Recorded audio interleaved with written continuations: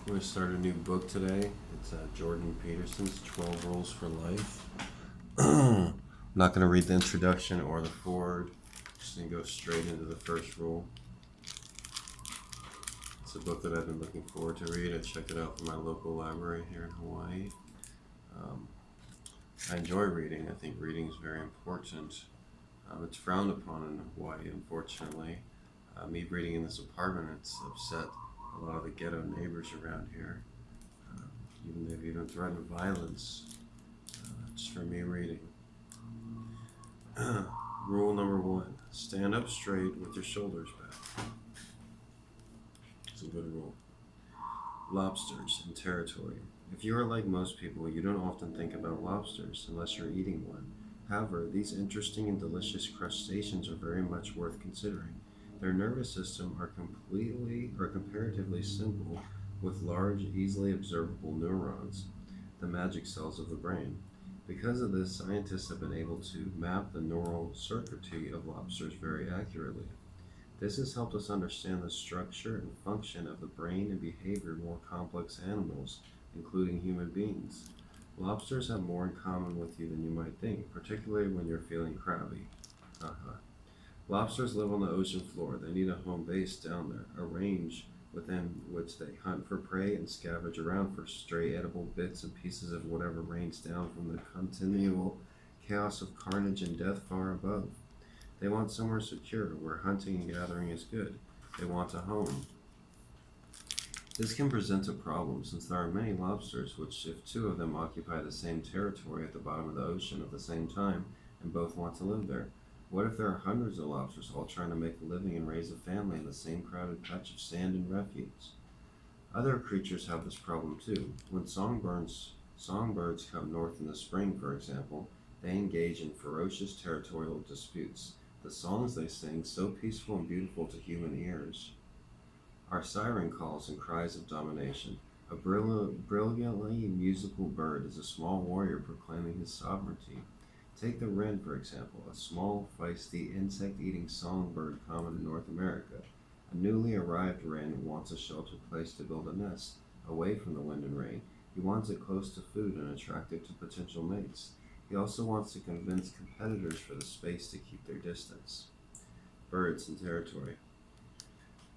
My dad and I designed a house for our wren family when I was 10 years old. It looked like a Conestoga wagon and had a front entrance about the size of a quarter. This made it a good house for wrens, who are tiny and not so good for other larger birds who couldn't get in. My elderly neighbor had a birdhouse too, which we built for her at the same time from an old rubber boot. It had an opening large enough for a bird the size of a robin. She was looking forward to the day it was occupied. A wren soon discovered our birdhouse and made himself at home there. We could hear his lengthy, trilling song repeated over and over during the early spring. Once he'd built his nest in the crowded wagon, however, our new avian tenant started carrying small sticks in our neighbor's nearby boot. He packed it so full that no other bird, large or small, could possibly get in. Our neighbor was not pleased by this preemptive strike, but there was nothing to be done about it. If we take it down, said my dad, clean it up and put it back in the tree, the wren will just pack it full of sticks again. Wrens are small and they're cute, but they're merciless. I had broken my leg skiing the previous winter, first time down the hill, and had received some money from a school insurance policy designated to reward unfortunate clumsy children. I purchased a cassette recorder, a high-tech novelty at the time, with the proceeds. My dad suggested that I sit on the back lawn, record the wren song, play it back, and watch what happened. So I went out into the bright spring sunlight and taped a few minutes of the wren laying furious claim to his territory with song. Then I let him hear his own voice. That little bird, one-third the size of a sparrow, began to dive bomb me and my cassette recorder, swooping back and forth inches from the speaker. We saw a lot of that sort of behavior, even in the absence of the tape recorder. If a larger bird even dared to sit and rest in any of the trees near our birdhouse, there was a good chance he would get knocked off his perch by a kamikaze wren. Now, wrens and lobsters are very different. Lobsters do not fly, sing, or perch in trees. Wrens have feathers, not hard shells. Wrens can't breathe underwater and are seldom served with butter. However, they are also similar in important ways. Both are obsessed with status and position. For example, like a great many creatures, the Norwegian zoologist and comparative psychologist Theodor Ebb observed back in 1921 that even common barnyard chickens established a pecking order. That's where the term pecking order comes from. The determination of who's who in the chicken world has important implications for each individual's bird survival, particularly in times of scarcity. The birds that always have priority access to whatever food is sprinkled out in the yard in the morning are the celebrity chickens. After them come the second stringers, the hanger-ons, and the wannabes. Then the third-rate chickens have their turn, and so on, down to the bedraggled, partially feathered, and badly pecked wretches who occupy the lowest untouchable stratum of chicken hierarchy. Like me. Just kidding. Chickens, like suburbanites, live communally. Songbirds, such as wrens, do not, but they still inhabit a dominance hierarchy. It's just spread out over more territory. The williest, strongest, healthiest, and most fortunate birds occupy prime territory and defend it. Because of this, they are more likely to attract high-quality mates and to hatch chicks who survive and thrive. Protection from wind, rain, and predators, as well as easy access to superior food, makes for a much less stressed existence. Territory matters, and there is little difference between territorial rights and social status. It is often a matter of life and death. If a contagious avian disease sweeps through a neighborhood of well-stratified songbirds, it is the least dominant and most stressed birds, occupying the lowest rungs of the bird world, who are most likely to sicken and die. Yeah, that's not me. This is equally true of human neighborhoods. When bird flu viruses and other illnesses sweep across the planet, the poor and stressed always die first and in greater numbers. They are also more susceptible to non-infectious disease such as cancer, diabetes, and heart disease. When the aristocracy catches a cold, as it is said, the working class die of pneumonia. Well, I don't get sick personally. I don't get colds. I don't get flu. I guess I come from a very educated and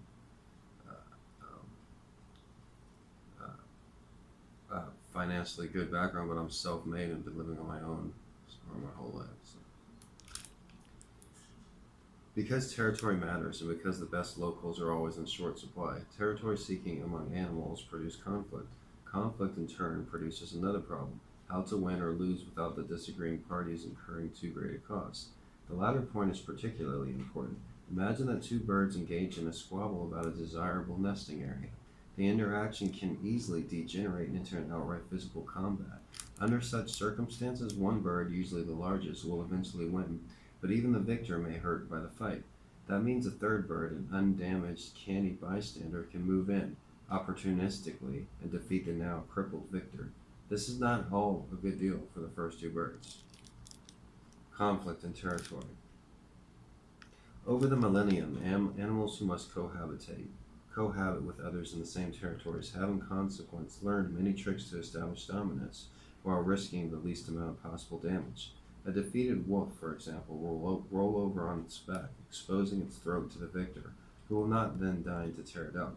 The now dominant wolf may still require a future hunting partner, after all, even one as pathetic as his now defeated foe.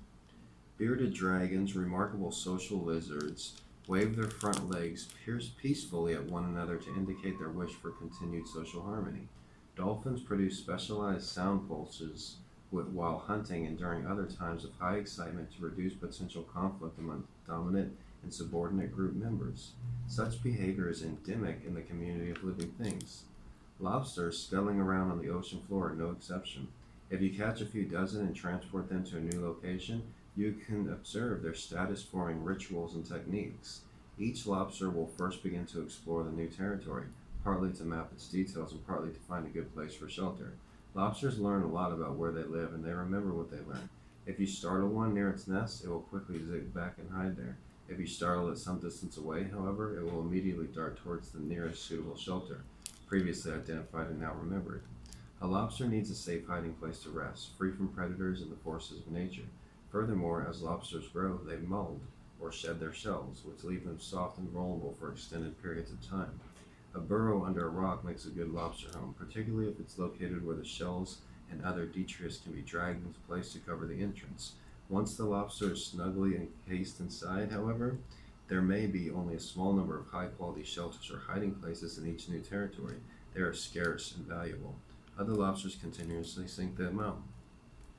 This means that lobsters often encounter one another when out exploring. Researchers have demonstrated that even a lobster raised in isolation knows what to do when such a thing happens.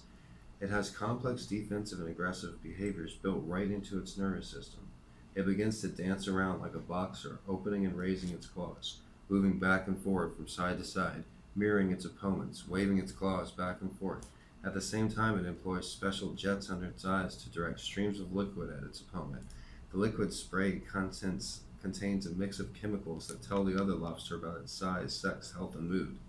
Sometimes one lobster can tell immediately from the display of the claw size that it is much smaller than its opponent and will back down without a fight.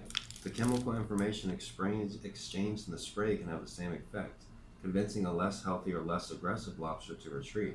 That's dispute resolution level 1. If the two lobsters are very close in size and apparent ability, however, or if the exchange of the liquid has been insufficiently informative, they will proceed to dispute resolution 2. Resolution level 2. With antenna whipping madly and claws folded downward, one will advance and the other retreat. Then the defender will advance and the aggressor retreat. After a couple rounds of this behavior, the more nervous of the lobsters may feel that continuing is not in the best interest. He will flick his tail reflexively, dart backwards, and vanish to try his luck elsewhere.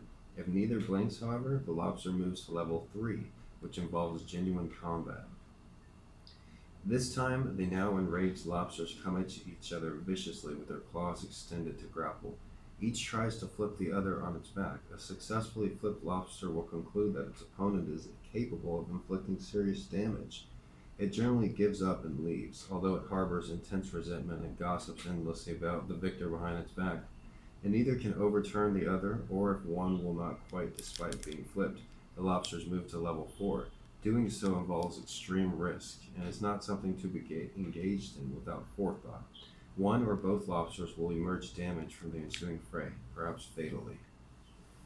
The animals advance on each other with increasing speed. Their claws are open so they can grab a leg or antenna or an eye stalk or anything else exposed and vulnerable. Once a body part had been successfully grabbed, the grabber will tail flick backwards sharply with claw clamped firmly shut and try to tear it off. Disputes that have escalated to this point typically create a clear winner and loser. The loser is unlikely to survive, particularly if he or she remains in the territory occupied by the winners, now a mortal enemy. In the aftermath of losing battle, regardless of how aggressively a lobster has behaved, it becomes an unwillingly to fight further, even against another previously defeated opponent. A vanquished competitor loses confidence, sometimes for days. Sometimes the defeat can have more severe consequences. If a dominant lobster is badly defeated, its brain basically dissolves. Then it grows a new, subordinate brain, one more appropriate to its new, lowly position. Its original brain just isn't sophisticated to manage the transformation from king to bottom dog without virtually complete dissolution of regrowth. Anyone who has experienced a painful transformation after a serious defeat in romance or career may feel some sense of kinship with the once successful crustacean. That's interesting. The neurochemistry of defeat and victory. A loser's brain's chemistry differs importantly from that of a lobster winner. This is reflective in their reflective postures. Whether a lobster is confident or cringing depends on the ratio of two chemicals that modulate communication between lobster neurons, serotonin and octopamine. Winning increases the ratio of the former to the latter. A lobster with high levels of serotonin and low levels of octopamine is a cocky, strutting sort of shellfish, much less likely to back down when challenged. This is because serotonin helps regulate postural flexion. A flexed lobster extends its appendages so that it can look tall and dangerous, like Clint Eastwood in a spaghetti western. When a lobster that has just lost a battle is exposed to serotonin, it will stretch itself out, advance even on former victors, and fight longer and harder. The drugs prescribed to depressed human beings, which are selective serotonin rebutake inhibitors, have much the same chemical and behavioral effect. In one of the more staggering demonstrations of the evolutionary continuing of life on Earth, Prozac even cheers up lobsters. High serotonin, low octopamine characterizes the victor. The opposite neurochemical configuration, a high ratio of octopamine to serotonin, produces a defeated-looking, scrunched-up, inhibited, drooping, sulking sort of lobster, very likely to hang around street corners and to vanish at the first hint of trouble. Serotonin and octopine also regulate the tail flips reflex, which serves to propel a lobster rapidly backwards when it needs to escape. Less provocation is necessary to trigger that reflex in a defeated lobster. You can see an echo of that in the heightened startle reflex characteristic of the soldier or battered child with post-traumatic stress disorder. One of my cats is like that. Even though he's in a really safe environment, he's a scaredy cat. Like if I pet him without him knowing, he just jumps. He's like, everything's a jump. But that was part two of that was part one of the first rule for Jordan P. Peterson's Rule for Life. My name is Gregory Brandt. Click the thumbs up button and send this to one person.